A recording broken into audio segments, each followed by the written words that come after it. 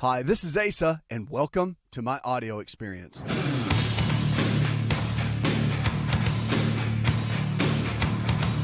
Remember, if the body can get sick, it can also get well. Lifestyle is the medicine. So the choices we make every single day, they matter. You have to make good choices. That's what it all comes down to. You want to make sure you're making good choices each day for your health. Because, whatever you're struggling with, doesn't matter if it's diabetes, heart disease, arthritis, fibromyalgia, any of those conditions has to do with the choices that you're making every day. And that's why you don't see a bunch of 20-year young somethings sick all the time, right? Take some time to build that up. You think, well, that's just because you're getting older. Not really. I know plenty of people that are 40s, 50s, 60s in amazing health, right? So you can do well. You just have to make sure you make the right choices. It's what you do every day that matters. 888-283-7272. Give us a call.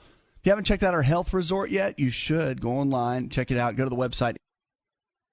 You'll find out details there about the new health resort down in Florida, and our quarters down in Daytona, just north of Daytona Beach.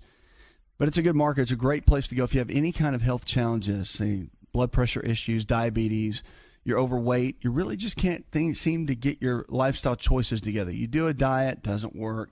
You've been trying different things, and the doctor just keeps telling you, you need to lose weight, you need to do this, you need to do that, and you just don't know how. That's what we do. We've got a whole team that we put together that can help walk you through a typical day and get you where you need to go. So if you need information, give us a call. 888-283-7272. We're going to Tiffany now. Hi, Tiffany. The purpose of my call is to find out about hair loss for my 29-year-old daughter. Okay. I was looking for maybe some suggestions. Thank you very much. Yeah. One of the things that you have to look at in something like this, if she's 29, okay, and there could be many, many things going on. Now, she needs to definitely get tested, go to her physician and get some blood work done on a regular basis. I think that needs to be looked at and explored, because hair loss at 29 could be thyroid. It could be a mineral deficiency, something as simple as that. It could be blood conditions. She could have an underlying pre-diabetes condition that's starting to show itself and not even know it. It could be autoimmune. Body could be attacking itself for whatever reason. So she needs to hopefully get to a physician and just have them run some of the basic tests and get a good idea. The tests don't lie, okay? Especially the blood test. The power's in the blood. So get in there and she can get that done. Now you can let us know if you'd like what they find, and then we can have another conversation. But that really is what needs to happen first. It's not just, okay, your hair's falling out, take this. It doesn't work like that. I'm not a big fan of that. Some people will do, but I really am a big fan of doing the test, seeing what's really there, and then coming up with a good solid game plan. Okay, 888-283-7272. That's 888-283-7272. Give us a call or go to the website. So much that people struggle with. It's pretty amazing with their health.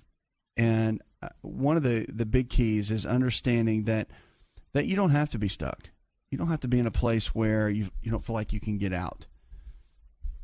You really can. If you make new choices, doesn't matter if it's losing weight, doesn't matter if whatever you're talking about, if it's heart disease, blood pressure, cholesterol, diabetes, which we see all the time. People make better choices. You can get out of where you are many, many times. And don't forget, you can always shoot me an email, and check us out on social media as well. On the website, you can jump in and be a part of all that we have going on. Dexter in Utah, he said, if I have low thyroid, what would be my main symptoms, and what kind of things can I take that would help my thyroid to balance? I have trouble sleeping. I feel tired. My skin's dry, and also feel a little bit anxious. Thanks, and God bless. So, yeah, it could be a couple of things, all right? If it is the thyroid, the testing will show it. The one thing when you're getting blood work done is get your T3. So here's the different test, okay? So T3, T4, you want to get those done. But then also make sure that they test your TSH, which they probably will, but have them check for what's called TPO antibodies.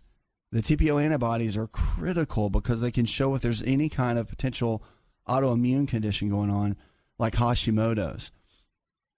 And that's important, because if you don't catch that, and there is something going on with the thyroid along those lines, then it could be a big deal. But it could be blood sugar. I've seen it. I've seen so many people think it's thyroid, and guess what? It's blood sugar. And somebody's not completely in the diabetes realm yet, but they're close. So it has to get to a place, and that's what I was kind of challenging you to. It's got to get to a place where you know what it is. Because those symptoms seem like it, but you really got to figure that out. Because that's the key. 888-283-7272. That's 888-283-7272. Give us a call or go to the website. Let's go to Mick now. Hi, Mick. Mick, are you with us? Pneumonia, and he was treated, got out, and it's been about 2 weeks now. He's still got a little bit of residual cough, more or less. Didn't know if there's anything he could do other than going back in and having it checked, but gets a lot of phlegm. Okay. Yeah, if things are kind of lingering like that, again, when you go to your physician or have him go, I would definitely there's some basic testing to be done. But it sounds like the immune system's not building up. It sounds like the immune system is really struggling. And when you see that, you just have to say, okay, what is his body not getting? Why is his immune system down? It could be a lot of things. It could be he's not sleeping well. So you got to kind of dig in a little bit. And this is why when you call and you ask about someone else, there's a lot of details that I need to know, right? That's going on with them. So I'm just going to take some basic what ifs, could be's along those lines. So if he's not sleeping well, then that could be an issue. If they haven't checked his vitamin D levels, they need to, because vitamin D is going to show if it's really low. Somebody deals with pneumonia or they deal with any kind of upper respiratory or some form of respiratory condition, that typically can cause some major issues. Like within the lungs, you can have lingering of many conditions when the vitamin D levels are low. Okay, then the other one to look at, and this is really important, with something like the constant phlegm, you got to look at the color of it, and the color of it will tell you where the origin might be. For example, it might be viral, could be bacterial, could be yeast buildup that could be causing it, and different colors mean different things. Like kind of a green brown color is typically viral. And if it's bright yellow, typically bacterial. And that's typical, it's not always. And then if it's like a white clear, sometimes it could just be a yeast or fungal type deal that could be in there. So I would have that looked at and take a look. And those are kind of questions to ask that could make a difference and figure things out. But I'd get to let the doctor handle that and get in and figure out exactly what's going on. Let me know when that happens. 888-283-7272. You're listening to some Health Coach Radio right here.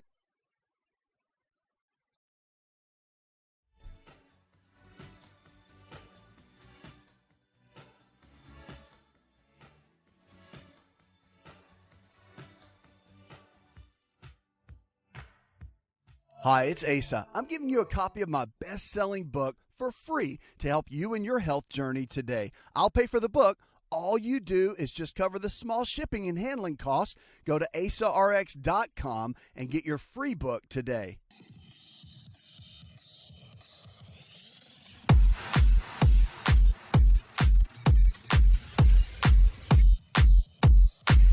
To find out more, connect with On Call Radio online at InShapeNetwork.com. Lines are open, 888-283-7272. That's 888-283-7272. Now, I'm about to talk about something that's really interesting. I think women are better at this than men when it comes to it, but it's about being in the present for people in your life and for anything, especially for your loved ones, because this is something that I think many people struggle with in different ways.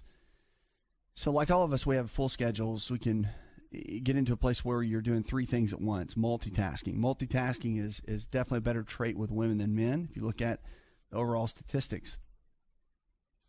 But when you give your attention to somebody, you need to give your attention to them. It's called mindfulness. And the idea of mindfulness is that life should be lived in the present, not thinking about what's happening tomorrow, what's happening 4 hours from now, especially when you're with people. It's one thing if you're by yourself and you're doing work and you're trying to make multiple things happen. But when you're with people, that's when it's very important to focus for what you're right in the middle of doing. So they did a study at, it's called the Center for Mindfulness and Medicine, a stress reduction clinic, and it was in Massachusetts, University of Massachusetts Medical School. But they said, here's the deal. They said, here's a couple things that'll help you stay focused in the middle of what you're doing. And you probably see this now. Somebody's on their cell phone, right? Smartphone, whatever. And they're working on that while they're talking to you and listening to music at the same time. You ever seen that? You ever go to a restaurant, see two people sitting at the table, right? Like maybe a date, and they're both on their phones whole time, even while they're eating, holding the phone in one hand and not even talking. I've seen people sit in a restaurant texting each other, not even talking, while they're working on things on the phone, right? So it's being in present. I see, it really tears me up when I see parents on their phones when they're with their kids. It's like, it just really, it's not a good thing. You know, the technology is great, but it's not great for relationships in a lot of ways. So it's one of those deals where being in the present is important, I think, especially for parent-child relationships, but really for any relationship, and being in that place. So here's a couple things you can do to keep from multitasking and keeping people kind of or keep from alienating others, rather. When you start a task, imagine you're doing it for the first time. So be curious, feel sensations like you've never experienced them before, and focus. So you focus on being in the present. When you're overcome with emotion, you can take a step back and trace the emotion's origin and duration. Okay, mindfulness teaches that recognition that emotions are fleeting, which helps to reduce fear and anxiety. So if you get to a place where something else is causing you a lot of anxiety, for example, it may be financial stress, or you got a work project that's due, or a school project that's due, but yet you're trying to spend time with someone, you know, that project or whatever's due, or whatever the stress is, or lack of whatever you don't have, you have to focus in the moment of who you're with, or what task you're at, and put that to the side. It makes a huge difference. And I can tell you clinically, you can see this. A lot of people deal with anxiety and stress that they don't need to. I mean, it's brought on by themselves. Many times depression, a lot of times, is brought on by themselves. It's not just genetic. And a lot of times it's life that happens, no doubt, but it can also be a trigger in that regard. So you want to immerse yourself in your immediate surroundings too, not what might be, not what was yesterday, not what just happened when you're driving in, not what might happen tonight, but in your immediate surroundings where you are right now, so you can focus on that. And that'll help. So just a couple little things that can really help bring everything more into perspective is a big key, because being in the present for people in general, those you care about, those you work with, whatever it might be, makes a big difference. And it makes a big difference not just for whatever you're accomplishing in that relationship, but it makes a big difference to the other person, to the person feeling special, for them knowing that you're focused on them. And again, that's a big deal. It's something I think we're losing a lot of today, that we don't have as much of as we, say, had 5-10 years ago, for sure. And you're seeing it. 888-283-7272. Let's get over to Paul. Hi, Paul. 52-year-old former smoker with COPD, and I was hoping for a holistic approach to help complement, the regimen they got me on, with some inhaled corticosteroids and also some nebulizer treatments as needed. I'd sure appreciate any help you folks could offer. Sure. I mean, I can tell you a couple things that really would help. COPD is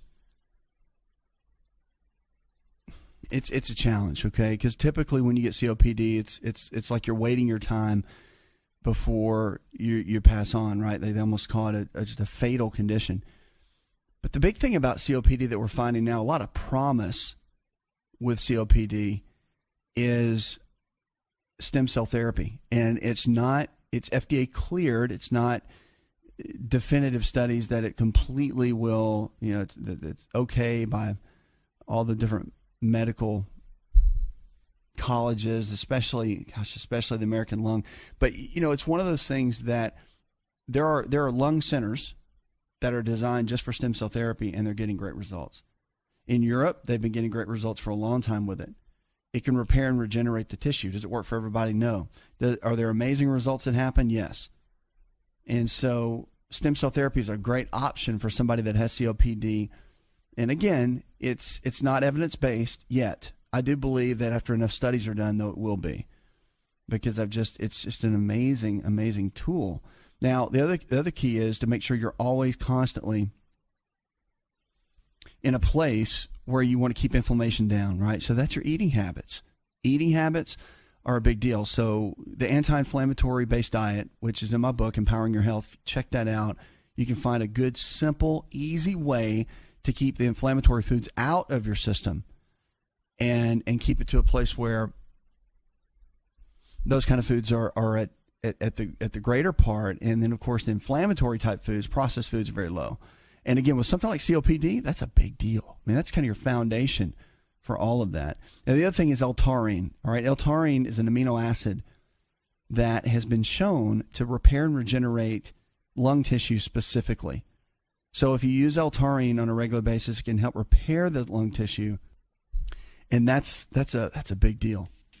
Because they say once you quit any kind of smoking or whatever, it can take up to 8 years to completely repair the lung. Stem cell therapy. Hi, this is America. Did you know that you can listen to the Asa Rx audio experience on Spotify and Pandora? For all the ways to watch and listen, check out our show page at asarx.com/experience.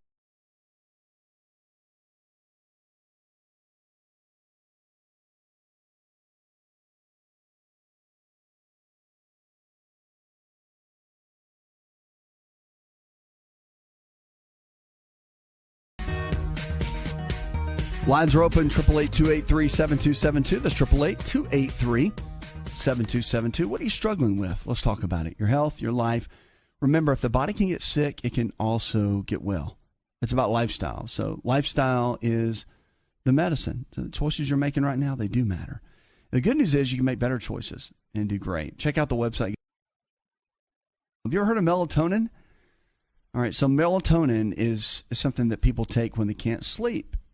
So if you walk down any vitamin aisle, you're going to see all kinds of sleep aids. Melatonin has been around for a long time. They say that American U.S. consumers will spend more than $437 million on melatonin supplements in 2017, which is up from $159 million in 2010. So there's a Nutrition Business Journal that gives us those stats. More than 3 million adults and 500,000 children take it. And what it does, I mean, if you have a hard time sleeping, melatonin is part of the serotonin pathway. So serotonin, if you ever heard of that, that's a big brain chemical that helps with depression. And so if taken at the right time, it can help induce, melatonin can help induce you into a deeper stage of sleep. So Australian experts called the increase in use among children alarming. And I would say that too. Because as a child, you should be able to, I don't remember having a hard time sleeping as a kid, ever. Like you just go all day long and you collapse. So a lot of people take it right before they go to bed as if it were a sleeping type pill. And Dr. Michael Bruce, who's a California-based clinical psychologist, specializes in sleep disorders, says it's not that simple. It works that way for some, but not for others. It was discovered in 1958, by the way. So it's a potent hormone naturally produced to regulate our circadian rhythm, and light is the switch that controls it. You know, one of the big keys about sleeping is at nighttime, if you really want to get into a good sleep pattern, you want to cut all the lights down. That's a big one. You would maybe just leave a lamp light on.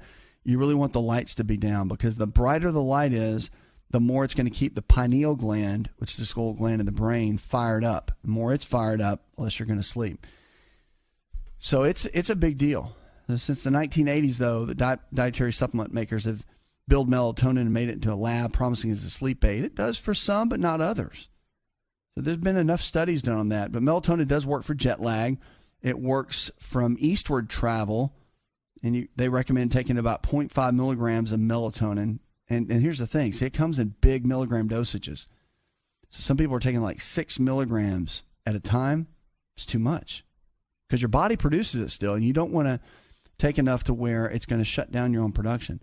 So 0.5 milligrams, 90 minutes before bedtime, in the place that you're going to. After a weekend of staying up late, you could do about 0.3 milligrams is a good way to look into that. So the higher milligram dosages doesn't mean it's going to work better. Matter of fact, it can do the exact opposite. But we know that for the most part, long-term usage, if it's in small amounts, especially over the age of 40, can be done pretty well. The issue is for kids. That's the challenge. Whenever something happens, so here's the deal. As you age, melatonin levels go down. So for somebody that's 45, 50, 55, and they're starting to have issues sleeping, first of all, 9 times out of 10 when you can't sleep, it's a magnesium deficiency. So by taking magnesium before bedtime, you may find that does the trick, because we're so heavily deficient in magnesium, and that relaxes all the cells in the body, relaxes our system, our nervous system. That's what causes us to sleep well. So that's one thing. But the other piece of it that's really interesting to see with melatonin is that after about the age of 40, we start decreasing the production naturally that we make. And melatonin is important for increasing growth hormone levels in the body. It's just vital for so many different aspects to be hit on. So that's one of the big keys you have to look at in something like this, is to make sure you get everything you need and not using too much of it. Now, melatonin, again, clinically, it's used extremely beneficial for people with sleep issues, but it doesn't work for everyone every time. You just want to keep low dosages. I'm not a big fan of the high dosages at all. You got to maintain exactly what's going on in your own body system and still allow it to produce what it needs to. 888-283-7272. That's 888-283-7272. Give us a call or go to the website.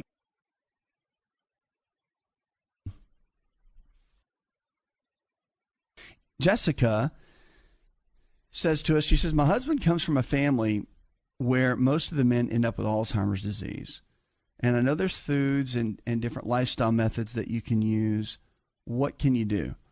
Well, a couple things. Alzheimer's is now seeing a pretty strong rise, of course, in diagnoses. But it really comes down to what you eat on a regular basis. The foods that will help support the body with Alzheimer's, especially any kind of neurodegenerative brain breaking down, for example, condition, is it really comes down to minerals. It comes down also to making sure your body's getting a little bit of everything you need with a healthy fat. So the healthy fats play a big role in protection. We went through that whole phase of low fat, no fat type diet. Everybody thinks that if you eat fat, you're going to get fat. It's not true. If you eat the right kind of fat, you'll actually get leaner, thinner, then you will gain the weight. So it's a lot of the excess carbohydrates that are doing that. But with Alzheimer's, they found that almost 40 to 50% of your overall daily caloric intake, if it's dealing with healthy fats, then you're usually going to come out okay. So that's things like fish oil, avocados, nuts and seeds, whole eggs. Those are all extremely protective to the neurology, to the neurological system. So just a couple of things to think about for sure, because that's a major player, and it makes a big difference. 888-283-7272. That's 888-283-7272. Give us a call or go to the website, InShapeNetwork.com. Now, if you're looking for a lifestyle provider, someone in your area that believes just like we do, all this nutrition and lifestyle-based care we talk about, just go to the website.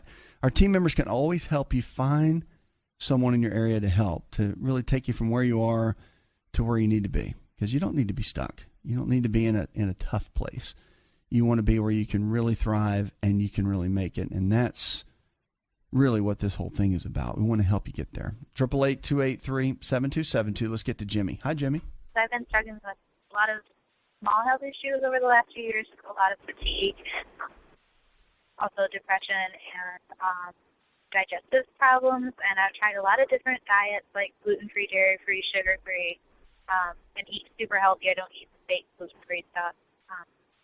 A lot of quinoa and rice to supplement carbs and stuff. And constantly gaining weight. I don't have a thyroid problem. I just had it checked. I have a small case of hypoglycemia. I do have some food allergies. Nothing major, just kind of sensitive. So just wondering if I can get some advice on that. I've been struggling with this for at least like 10 years. I'm 25 now. So, yeah, it would be really great if I could get some answers. I'm really frustrated and confused. I'm sure. Yeah, the thing is, Jenny, the thing is this. You have to look at, when you've got multiple conditions going on like that, to get to the root cause, usually you got to step back and say, okay, what are the nutritional deficiencies? Like where did the body start breaking down in the first place, especially because you're 25? And that's a big deal within itself. So it's figuring out, okay, you always start with the digestive tract. Everything starts there, right? Power's in the foods that you eat. All of that is vitally important. So the foods that we eat every single day, they matter. They make the difference, and they play the role. So you want to get down and figure that out. So I get some testing done with your physician to check. You want to eat in a way that cuts out a lot of the inflammatory pieces. So things like, and again, things that are not so much evidence-based, that some doctors won't really agree with, but things like yeast and fungal issues that can build up from eating too much sugar or too much bread or too much pasta. It just happens. It can build up in the gut.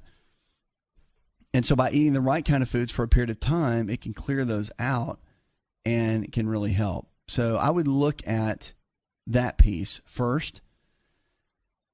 And then the other thing is getting that blood work done, getting some lab work done to check the different, and have them run where it bases more on nutritional deficiencies, where they can see the different nutritional levels in the body. You've got to look at the regular labs first, of course. But then they can do things also like saliva testing. They can check for adrenal dysfunction. The adrenals are the body's stress glands, and if they're not working right, I mean, nothing's going to work right, right? For the most part. I mean, you'll be your body will be in a weakened state where it's not going to work that great. But I would also, overall, even things like stool samples, things that nobody would really think to check, I would get all that done so they can take a look and get a good comprehensive approach to where you really are. Because that's a lot of different things and variables. And usually once you do all those tests, it's like connecting the dots. And a great clinician can get in there and go, okay, well, this is affecting this, and they really understand the physiology. They'll get all that. They can tie it together and put it together, and it can make a difference. 888-283-7272. That's 888-283-7272. Give us a call or go to the website.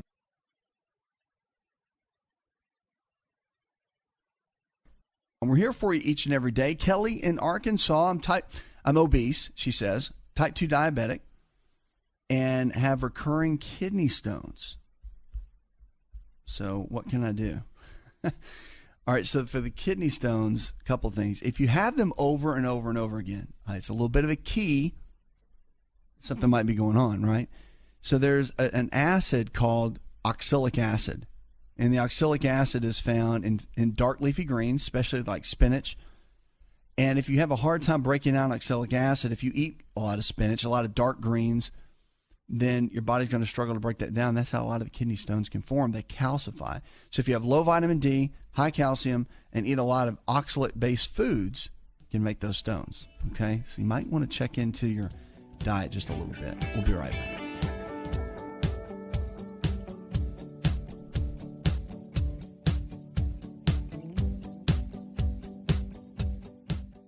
Hi, it's Asa. I'm giving you a copy of my best-selling book for free to help you in your health journey today. I'll pay for the book. All you do is just cover the small shipping and handling costs. Go to asarx.com and get your free book today.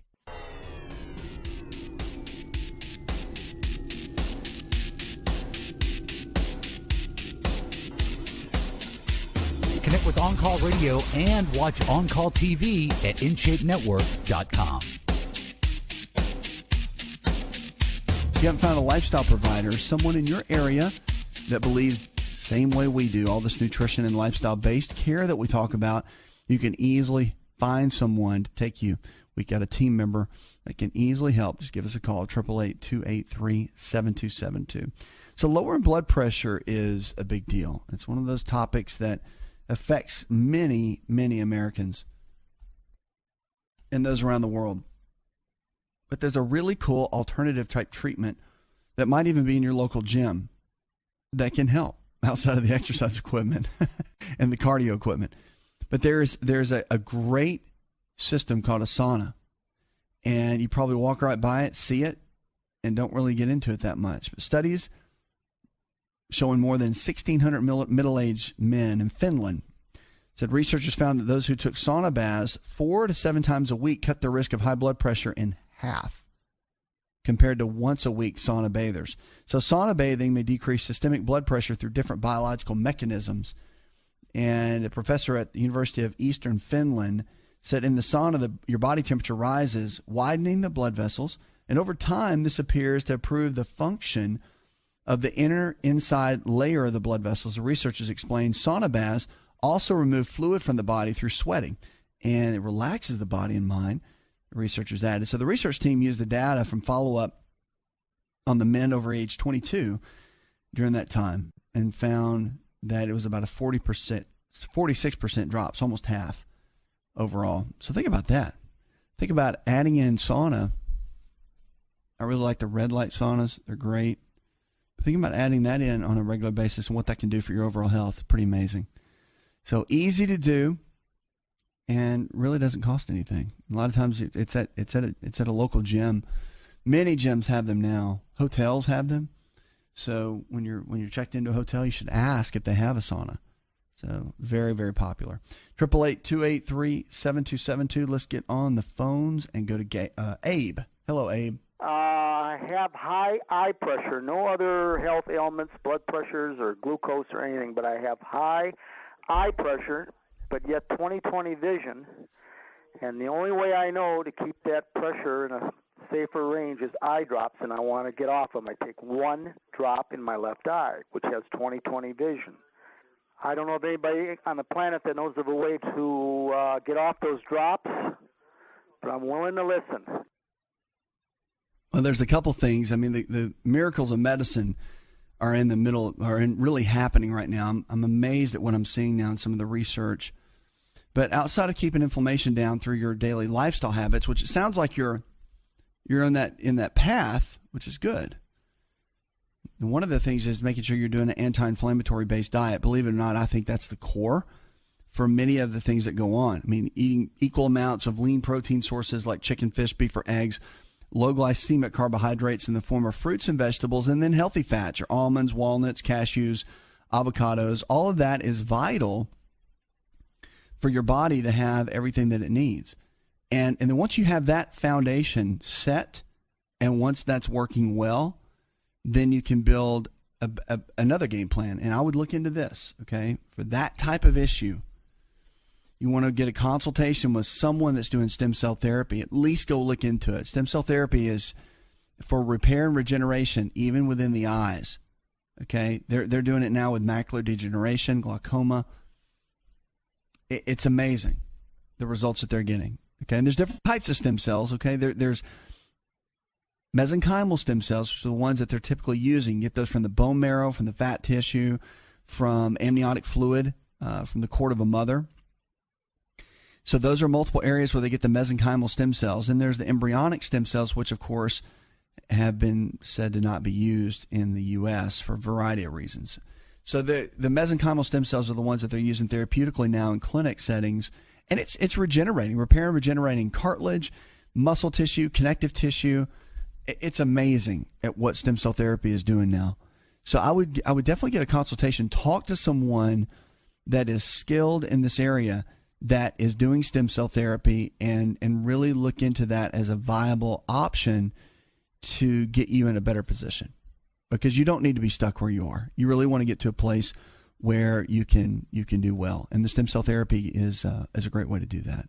So I would check in there. If you need help, just give us a call. Our team members can help you find somebody in a particular area. Okay, 888-283-7272. That's 888-283-7272. Give us a call or go to the website.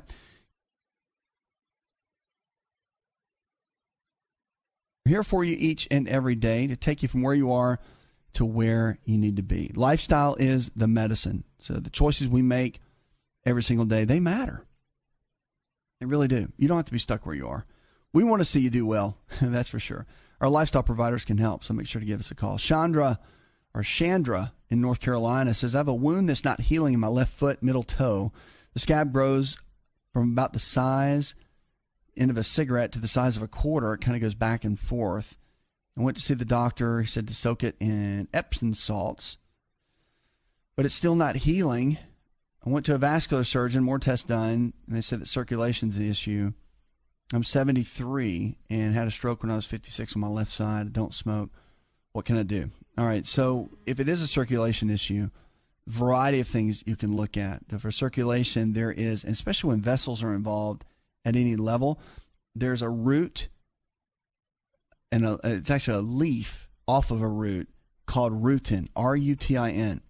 Many studies have been done on this. Harvard has done some massive studies on it to find that it's an invaluable in wound healing. Comfrey is another natural ingredient that you can use, and they make it in supplement form, paste, liquids. But Comfrey is really great for wound healing in that regard as well. But you definitely need to have a good set of physicians or providers that are helping you walk through that. Puts another hour in the charts. I want to thank our producer, John Garrison, our engineer, and the rest of the team. Go tell one person something you learned on the show. Together, we can transform the health of our friends, our families, and our communities. You're listening to the show that helps you get well, stay well, and live well, where we're diagnosing hope one person at a time. Did you know you could listen to the Asa Rx audio experience on Spotify and Pandora? For all the ways to watch and listen, check out our show page at asarx.com/experience. Hi, it's Asa. I'm giving you a copy of my best-selling book for free to help you in your health journey today. I'll pay for the book. All you do is just cover the small shipping and handling costs. Go to asarx.com and get your free book today. This episode is over, but check episode notes for links to products and services you've heard about on this episode. Thanks for listening and subscribing. Please share the Asa Rx audio experience with others and stay in touch by giving us your comment or review.